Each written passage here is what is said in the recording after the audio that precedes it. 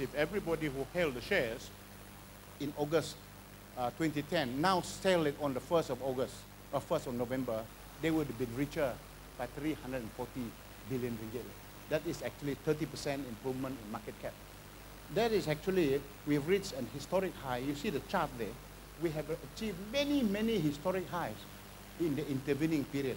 So in fact, quite a lot of you who invest in this, is a lot of improvement in our stock market also. Next. What do the other people say about Malaysia, the external benchmarks?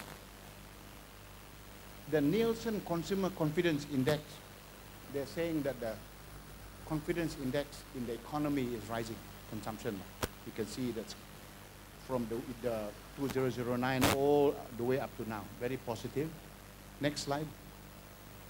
This is A.T. Kearney's FDI Confidence Index.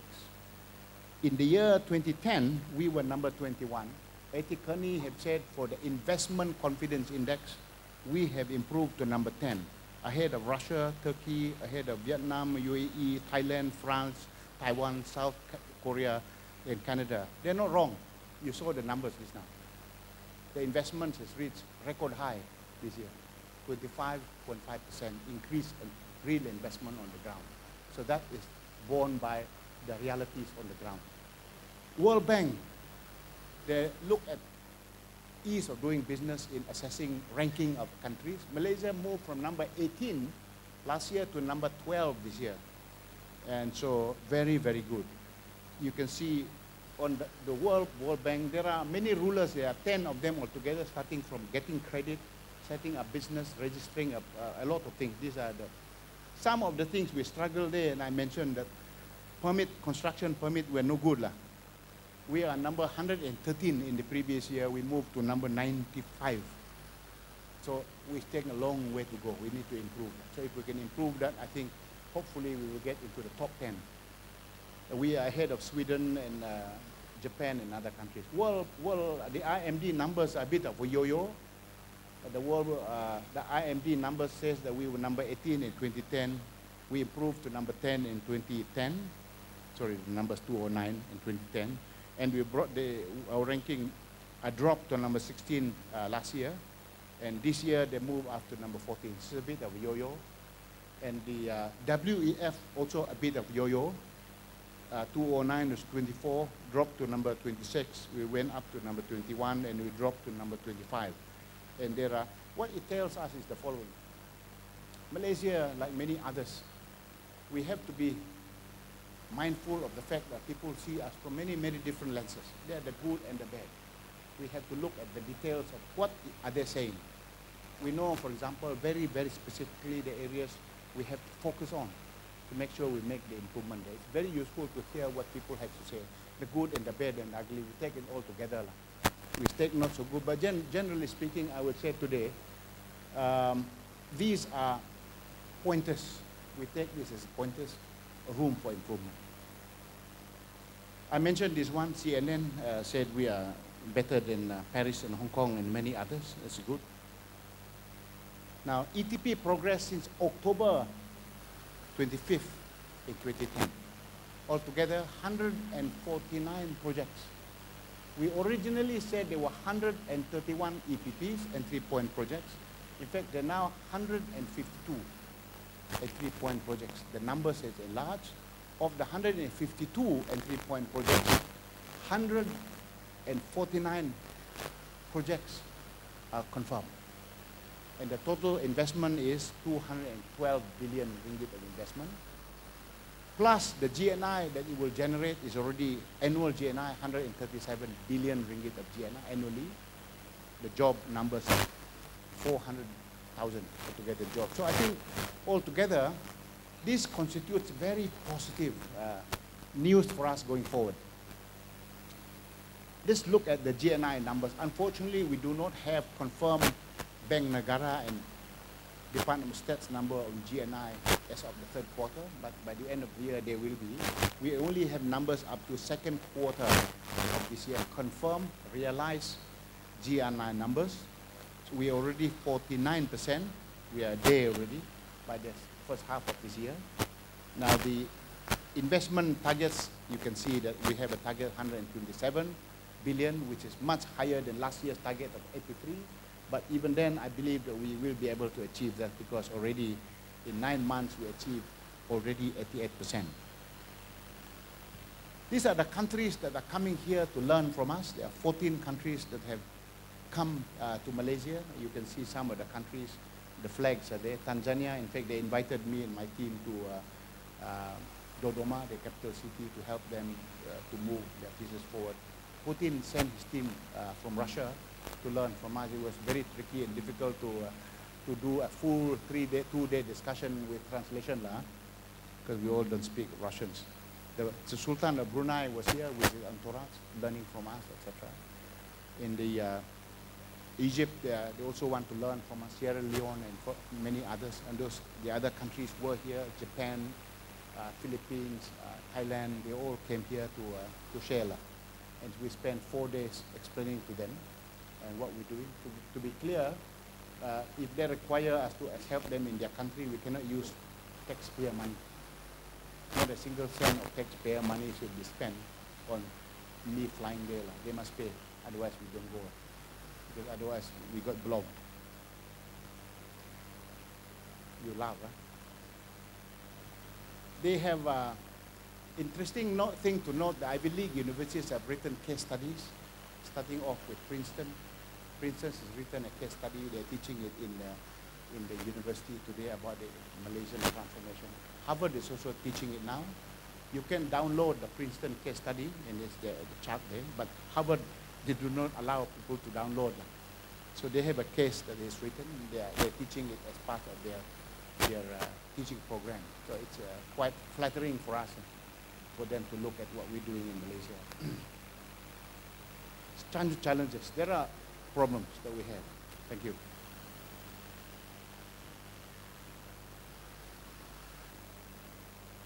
So those are good things, but let's now look at some of the difficulties. As you know, we have devised a scorecard technique, traffic lights and actual numbers. If you read our report, you will see them. Red means is no good. That means less than 50% achievement. That means underperform. If you're more than 50%, that means 90%, 96%, that's amber. If you're more than 100, then it's green. So it's a very hard-nosed description of yes, no, and very good. In our document, we have been very explicit about the areas that we have not been successful, so that you don't think it is Zala stand there and we actually don't talk about the one we didn't achieve. Let me give an example. I'm just giving some example. In page 167 of the ETP annual report, we've described exactly in this document, exactly in that page, what was the problem with EduCity in Iskandar, page 167. The problem was we were supposed to have 115 students enroll in that in the EduCity. Unfortunately, there were only, we supposed 1,600. We only got 115 students. So it was well off the mark. And what were the reasons? The reasons that was there was a lot of immigration issues. Students coming in the visa and a lot of complications relating to that. And so also JPA and Mara student scholarship couldn't go to the Newcastle University in medicine. And those were some of the issues. Today, the good news is we have worked very hard to go and resolve this. Marlborough College this year already exceeded their target this year. Altogether 350 students. We got a lot of problems now. Let me tell you, some of the problems are, when the school was ready, just to say, I also frustrated, I will tell the story. Then the school was ready to be open. Of course, the teachers must come from the UK to teach in that school. But the rule says our officers can only approve the visa for the teachers to come when the full project has received, the construction has received the certificate of fitness. So if you cannot process the visa.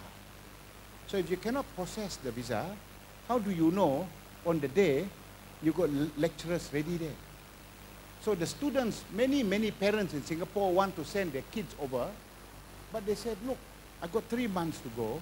If you don't confirm a place for my kid to come to Marlborough College, I'm stressed out. So the guy said, I cannot approve because it says certificate of fitness not ready for the building yet. CF not ready for building, I cannot approve the lecturer. Cannot approve the lecturer don't come here, you cannot then confirm the student will come. They got learned to a lot of problems. I mean, these are real things. Can you imagine? So we asked the officers, why can't you approve? Cannot. Because if I don't approve, later on the Auditor General will hantam me. Because it's very clear you cannot approve until and unless CF is ready. So these are rules. We have 101 of these types of rules that exist. If you follow the rules, this cannot be done on. So we have to find ways how to make those resolve. I can tell you, every single day I can give you loads and loads of these things. And that is the frustration. But we are doing everything we can in our project to make sure that some of those things are resolved. Frankly speaking, I had to bring it to the cabinet because this involves everybody. Home Ministry, everybody. So we have to bring cabinet. The whole cabinet say, overrule. This is the way to do it. Then it worked. Oil palm. We also didn't achieve our replanting program. We were planning to plant last year 126,500 hectares for replanting area. That is massive. We were very robust. We put a huge number. We didn't fulfill it. This was page 89 of the document. So very clear. What did we achieve? We only planted 103,000 hectares. By the way, that's not a small thing. That's 1.5 the size of Singapore. No? That we planted the whole of Singapore with oil palm last year. This is very big. But we put a even bigger target, you see. So, but we were very explicit, and we said in the page number 89, we didn't achieve, very clear. But what do we do? Even though we didn't achieve that, this year we put even a higher target. Our target was to plant 130,000 hectares, more than last year, which was 126,000. But I think we can already, because we understood how to do. So we planted already 96,396 hectares. Because it's very important. Why is this important? Ladies and gentlemen, most of our trees today, in 5 years down the road, most of them actually become older than 25 years old. What does it mean? When new trees are old, the yield starts to decline. It's just like mature economies. No? So we have to plant vigorously. That's what we're doing. We're planting all of them. We're putting incentive for them to plant the trees. All the companies that are in this, we're telling them, if you plant the trees, we'll give you incentive. You know what they're going to do? Well, high CPO prices, they want to plant. Because if you plant means you take away the old one, there's no more fresh fruit bunch. But we really have to do this. Next. There were other challenges and companies that didn't succeed. I also want to mention some of them. L Foundry, we have Tri-Cubes, we have Karambunai as an example, so that you don't say that it is only cover the positive, I also don't cover. It's very clear we also do this. Karambunai, we have some delay of about a year in the implementation. They have to come up with a new master plan on how they're going to do it. The good news is that their restaurant, the 4.9 million restaurant is now will be operational, it's already operational rather, in October this year. The beachfront resort residency approved, the DO, development order is finally approved. And but the master land use for their project will have to recast, they have to change their, the original concept didn't work, so they have to come back with a new concept moving forward. Another one is Tri-Cubes. Tri-Cubes is a very big story on this one. You remember that? There were people that said we gave a government contract to this company. We didn't give any contract to them. There were people that said we are making sure that all Malaysians must use Tri-Cubes. They said we are forcing all Malaysians to use it. We never force people to use it. It's voluntary. That's why it didn't work. This is prove the point. The point was it was no government contract. Government did not spend a single cent on this project. We didn't send any money on it. It is just any other project. What we are interested in is the idea is good. If you have a company that can automate this, please come forward and step in and do a better service. Voluntary, no government contract. And so they ran into some difficulties. Today, the low adoption rates for the My Email. The company invested more than 5 million, created 20 jobs, and the database 22,000. They are the numbers of people. There are many opportunities in our view. These are some of the opportunities, but these are not forcing people. So I always believe that if we have 1,000 mama store in a particular locality, if one guy wants to open 1,001 mama store, we must not prevent them. We must allow the mama store to be open. If you want to open your own My Email equivalent, we encourage you to do, because the idea of automating many of the mail is a good idea. Okay? So this is prove the point that we didn't force people. If we force people, how many Malaysians already use? We never force. There are people who twisted the story. That's why we had to spend taxpayer money to explain this in the Q&A. Otherwise, if people don't bluff, we no need to spend taxpayer money. So that's the problem. L Foundry. It was a company originally at that time. They are planning to relocate the entire European operations to Malaysia. And we believe it was a good idea that they were going to JV with another local or foreign company to do that. Unfortunately, that company went bust, and they filed for bankruptcy. So this whole commitment to construct the five didn't work because the parent company filed for bankruptcy. And so, but nonetheless, the target to produce altogether the 78,000 wafers per month still remain. Although the project didn't work, but we still want more of the existing players to up their capacity to produce, because we believe that's very important. And that is, we're working together with the association to make sure that they fulfill the requirement. Next. So I hope, and all of these details are in the report. Malaysians don't like to read, I know. But I want to encourage all of you, please read the document, because we are honest brokers. We try very hard to put as much of the good, the bad, and the ugly in the report. There all day. I even told you the page number, so you don't believe me. Please read. It's there. We put clearly where the ones we don't achieve is also there. And so the ones that we delivered also is there. But I hope today you have a fair understanding of what we're heading as a country. I would like to say that the ETP is an evolving document. It's not a dead document. It's evolving. Many of the things we put on there as what we knew at that time, we will improve it as we go along. We started with 131 entry-point projects. We were very clear they were entry points. They will be adding on. Today, I've already said 152. There are more that have been added to it. The confirmed projects, 149 projects, more than the actual numbers that are being there. All said and done. This is the proof point now. It's all about making sure our GNI move to achieve the fourth category, the World Bank and others put there, $15,000 US. We grew from 6,700. In the first year, we grew by 21% to 8,100. And then we grew by further 17%. This is actually a 45% growth in a short period of time. If you take 6,700 and the growth we have now, actually it's 9,700. That is the rebased numbers, 9,700. That 9,500 was the old number. These are the rebased numbers. So we've actually had a 45% growth to this number. If you follow the same trajectory, but the world doesn't do like that, if you just do guys who know how to do the maths, if you add the maths and you do it, you should be able to reach the 15,000 per capita by the year 2018. So we're ahead of schedule if you follow that. But the world is not like that. The world is not linear. So please don't say that the world is linear.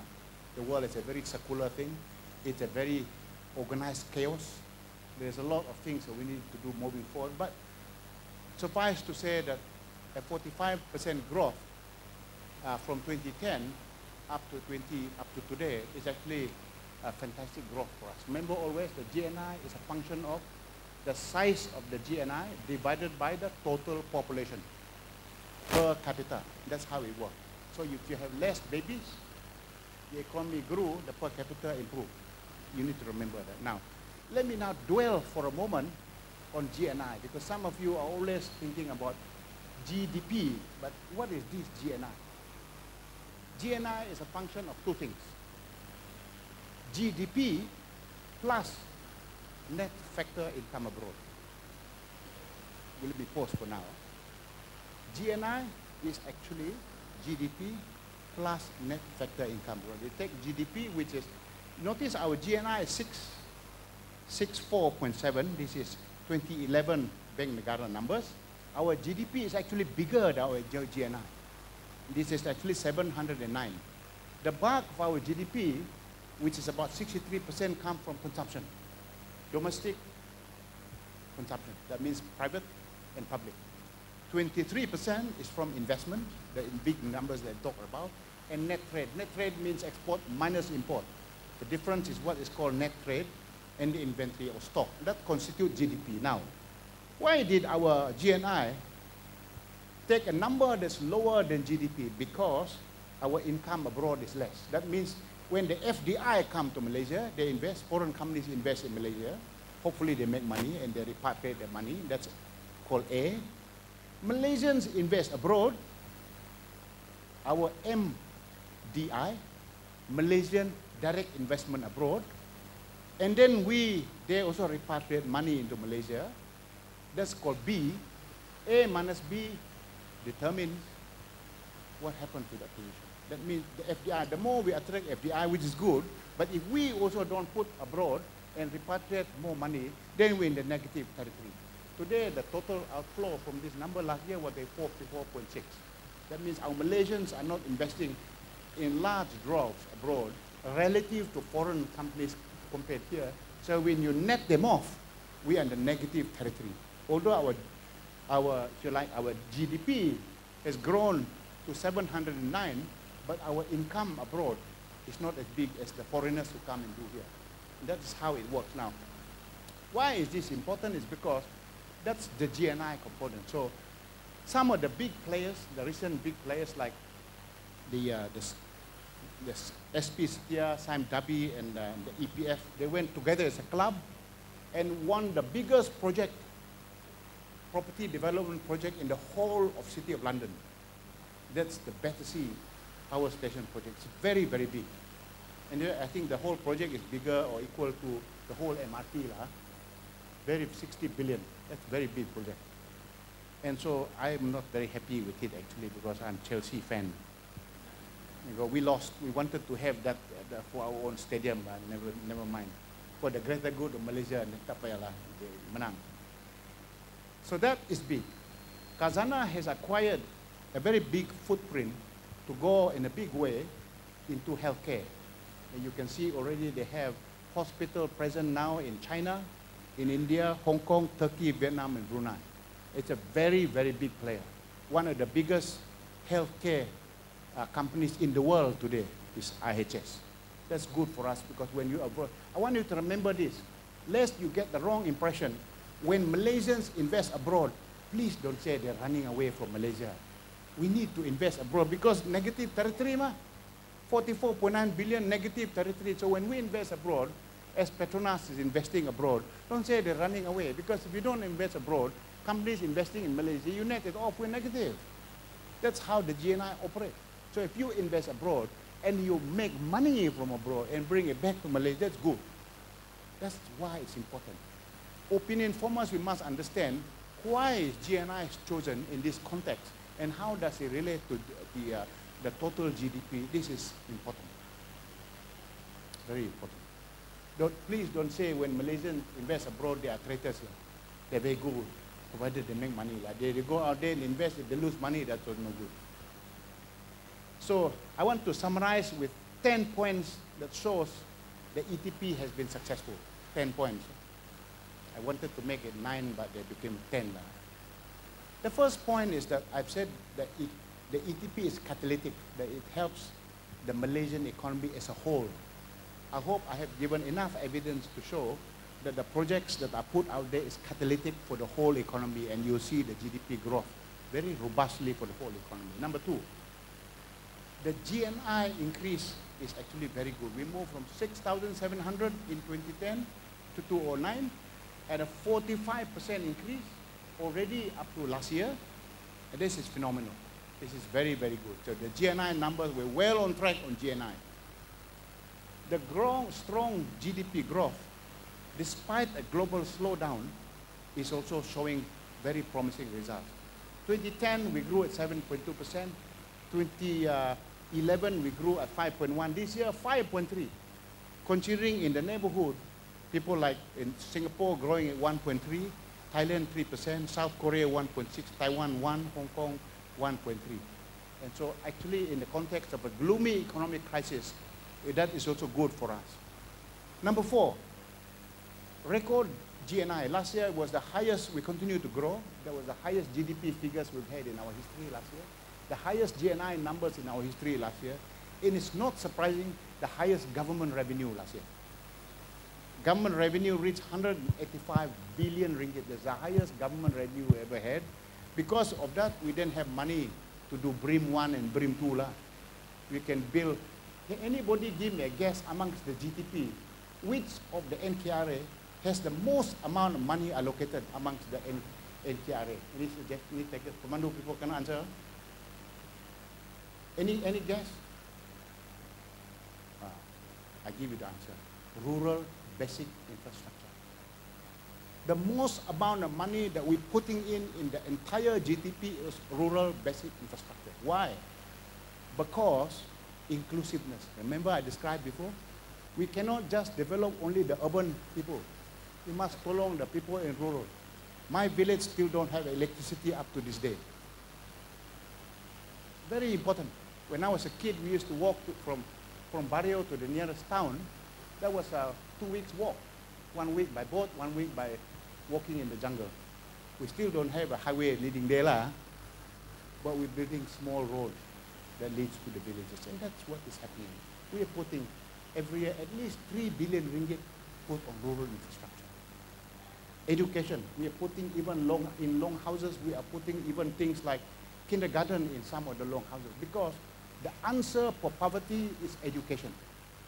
I came out from poverty purely out from education, because my father was a pioneer teacher. He set up the school there. In Barrio, my father set up the school. That's why I came out from poverty.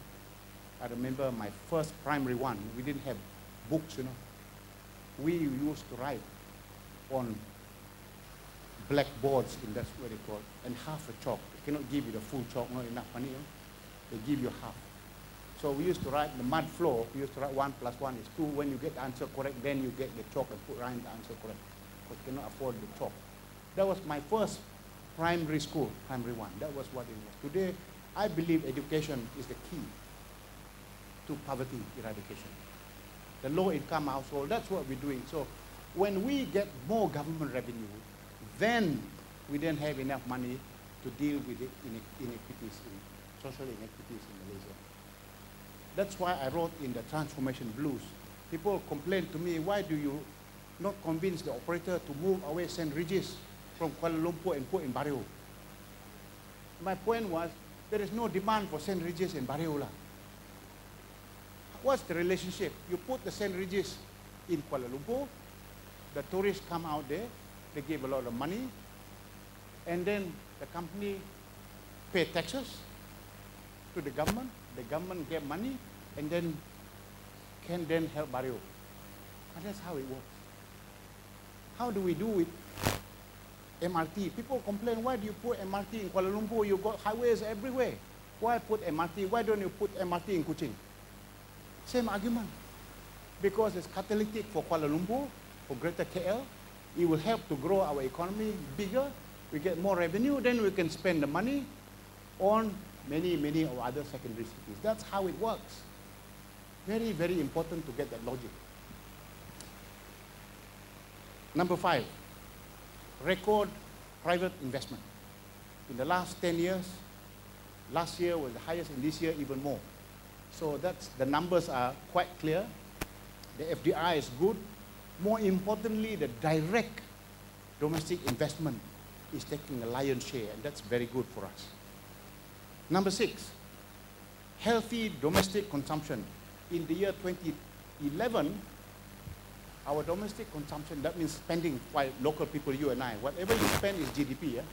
If you go to a shopping mall tomorrow, you spend, that's called private consumption. And that is actually 63% of our GDP is based on what we spend. That means you have more money, you spend lah. Government expenditure is also part of that. So our growth in 2011 was 7.3%. This year is even more, 8.3% this year, from January up to September. Stock market also record. As I already shown to you, the stock market is very vibrant. And we can see the growth also altogether 340 billion in a short period of time increase. Fiscal deficit, number 6. Every year, 3 years running, we're cutting our fiscal deficit. So a big improvement. And also, number 9, recognition from a lot of external parties about the work that we do. The World Bank, as I said, improved our ranking from 18 to 12.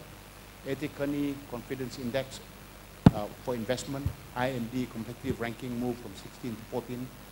And also, as I said, it was interesting to note that Harvard and Princeton also write case studies, and many countries are actually learning from us. In fact, I have been invited to sit on the WEF Economic Council to talk about and sharing some of experience. I now sit on one of the panel for the World Bank advisory panel too.